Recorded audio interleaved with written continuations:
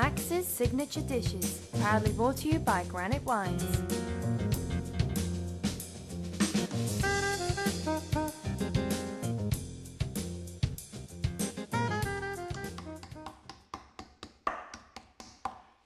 Ciao, welcome to my signature dishes. Today I've got a nice veal dish for you, which is called Rollini di Carne, which is rolled veal filled with feta cheese, baby spinach, a bit of Parmesan cheese, and we flour and pan fry with extra virgin olive oil, of course, and some nice butter. And then we finish with some sage, white wine, and let me show you how we do it.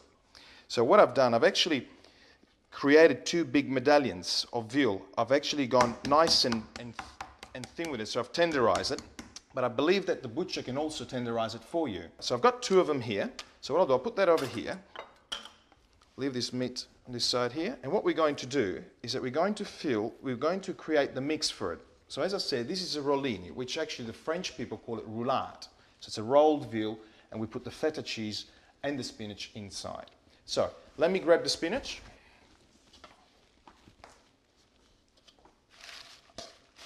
I'm using the baby leaf spinach, so you can buy them already clean in the bags, and I've actually got some nice feta cheese. I'm using the cream of feta cheese. This one is the Lemnos. I better turn around so you can see it, and it's nice and smooth, so easy to combine with the spinach for the filling. So we've got the feta cheese in there, so we're going to break it up, mix it with the spinach, and then what I'm going to do, I'm actually going to put an egg yolk in there. So the egg yolk, right, will combine all the ingredients. Put a pinch of salt, not too much salt. Grab some olive oil, always the extra virgin olive oil, as you know. So we'll put a little bit in there. So what I'll do, it'll just melt the cheese through with the spinach nicely. You might want to season it a little bit as well, so we'll just put a little bit of black pepper. And we'll mix it all together. So you can feel the spinach getting nice and soft now.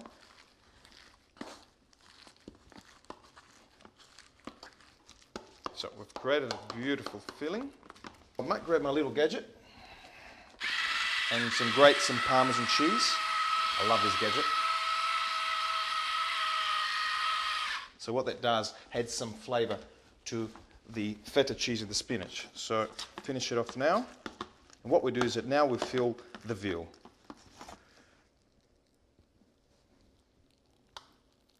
So I can create a nice, beautiful roulade. So that's what your rollini is. But before I actually come to the end, I want to show you, I'm going to use the white of the egg. And what I'm going to do is that I'm going to put, with my fingers, around the sort of the edges of the veal, so they can actually seal, so it doesn't open when you're actually cooking it. So let me finish the second one there.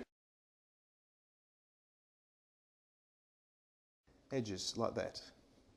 So when I close it, it'll sort of be nice and sealed. So what I'll do is that while I've got the rollini ready, I'll get the flames going.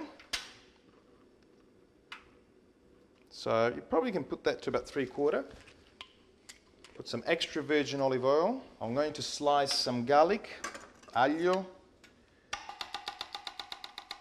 Make sure you don't cut your fingers when you do that. Just need a bit of experience. I'll put some garlic throughout the oil. I might put a little bit of butter. Make sure I don't drop it.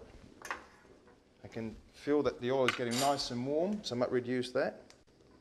I'll flour the veal and straight into the butter and oil. I'm getting hungry.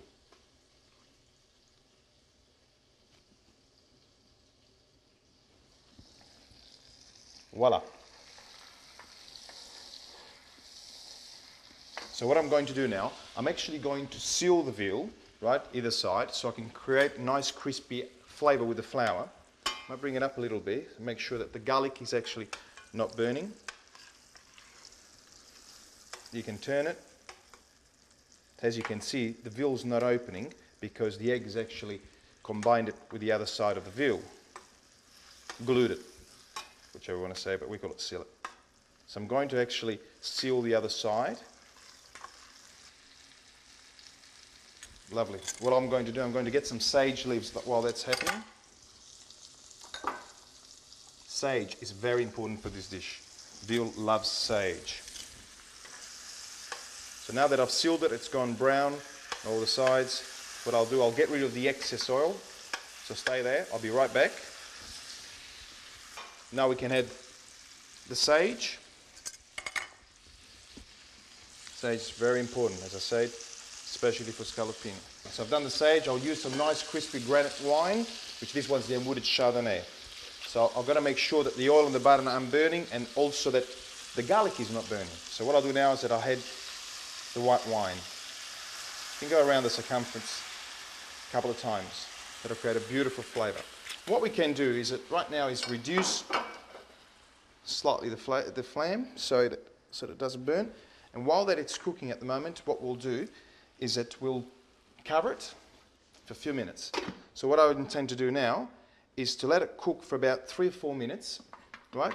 And just keep an eye on the feta cheese. Once the feta cheese starts to melt and come out, and that mixes with the sauce and the flavour, then you know that you're almost there. But always keep an eye on the meat, because you don't want the meat to be too raw inside. So while that's happening, I've actually thought of making some asparagus actually to throw in the sauce. I think the asparagus will complement this dish very nicely. So what I've done, we've got some fresh asparagus, which I'll grab. Get rid of the end, which is the woody part of the asparagus. And what we'll do is that even the tips, just a little bit of the tips there, so there could be some little dirt thrown in there, and I'll just put them in this little hot water pan. So as you can see, is that the wine, the sage, the garlic, the olive oil, the butter, oh, it's all starting to come together. Remember, veal loves garlic, olive oil, and flour, and sage, obviously. So that's cooking. I can see that they're nice and firm. They haven't opened yet. The feta cheese is not melting yet. So what I'll do, I'll just make sure the flame's on a 1/4 to 1/2, which it is. Beautiful. We'll just cover it for another minute or two. We'll just check on the asparagus. Beautiful. So while the asparagus they're steaming, I've actually bought some sliced prosciutto, nice and thin. Make sure you get it nice and thin. Prosciutto, it's a beautiful cured meat. So what I'm going to do is I'm going to put the prosciutto here.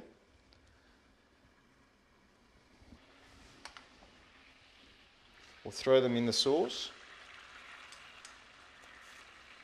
because I like the asparagus to absorb some of that sauce. I can see that the veal is the feta cheese is starting to melt a little bit. Beautiful. It'll start to come out into the sauce and create that nice sort of creamy flavour. I'm just doing asparagus at the same time. Asparagus, you can use broccolini, which are beautiful as well. The little broccolini, they call them the Chinese broccolini. Anywhere from your local market or fruit market. Take 2 at a time. Put them there. I might only use 2, so we'll get rid of that one. Lovely. Now, while that's sort of reduced, what I'll do is that I might put a little bit of stock. I'm using the Campbell's real stock because I find it very good. Usually I'll make my own stock, but this one is quite nice. If you do find that the sauce is starting to dry up a bit too much, you can put a little bit of water. But real stock, this is beef stock or chicken stock or vegetable stock, no problem. So just put a little bit of that in there, right? Which will give it a little bit more flavour. I'll just roll this asparagus in prosciutto. This is a great combination for any kind of contorni, we call it, which is obviously, instead of your vegetables, you can sort of have it nicely put together. What I'll do now, I'll just put a bit of black pepper. If you notice, I haven't put much salt because I believe that the feta cheese is slightly salty, and once it cooks, the salt will come out. I only put a pinch of salt in the actual mix with the spinach and the feta cheese and the egg and a little bit of Parmesan cheese, which is salty as well. But the black pepper will give it a nice flavour. What we'll do is that we'll serve it on this beautiful square plate. I might actually bring the plate over here.